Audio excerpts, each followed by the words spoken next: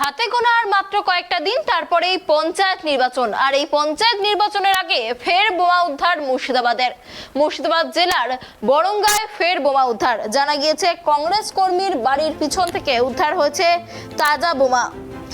মুর্শিদাবাদের বরঙ্গার সুন্দরপুরের মিরপাড়ায় সানাকপাড়া এলাকা থেকে তাজা বোমা উদ্ধার হয়েছে। জানা গিয়েছে কংগ্রেস কর্মী আয়ুব আলী শেখের বাড়ির পিছন থেকেই উদ্ধার হয়েছে বোমাগুলি। শনিবার দুপুরে এই ঘটনায় রীতিমতো ব্যাপক আতঙ্কের সৃষ্টি হয়েছে এলাকায়। ঘটনায় খবর দেওয়া হয়েছে বোম স্কোয়াডকে।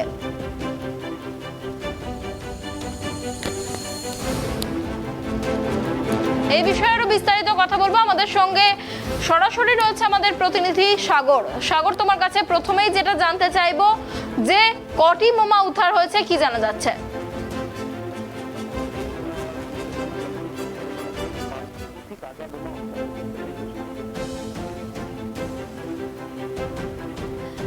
সাগর, তোমার কাছে আরো যেটা জানতে চাইবো যে এই মুহূর্তে ঘটনার কি আপডেট রয়েছে?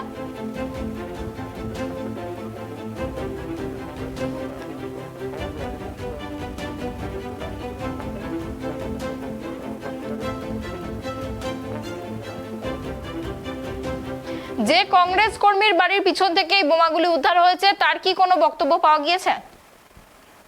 তিনি এখনো পর্যন্ত কোনো কিছু মুখ খোলেননি, এবং তবে এলাকার মানুষ যেটা বলছে যে এটা কোনো তৃণমূল দুষ্কৃতি হতে পারে বা কংগ্রেসের বাড়ির পিছন থেকে, যে কংগ্রেস প্রার্থী যে সমর্থন করছেন যিনি তার বাড়ির পিছন থেকেই বোমাগুলো উদ্ধার হচ্ছে। সেইগুলো তৃণমূলের পক্ষ থেকে একটা যেটা বক্তব্য দেখা যাচ্ছে যে কংগ্রেস প্রার্থীরাই এরকম ভাবে বোমাগুলো রেখে দিয়েছে যাতে পুলিশের চারিদিকে চেকিং চলছে, সেই কারণে যাতে ধরা না পড়ে, সেই কারণের জন্য এরকম ভাবে বোমাগুলোকে বের করে রেখে দেওয়া হয়েছে বলে এমনই একটা অনুমান করছে তৃণমূল প্রার্থীরা।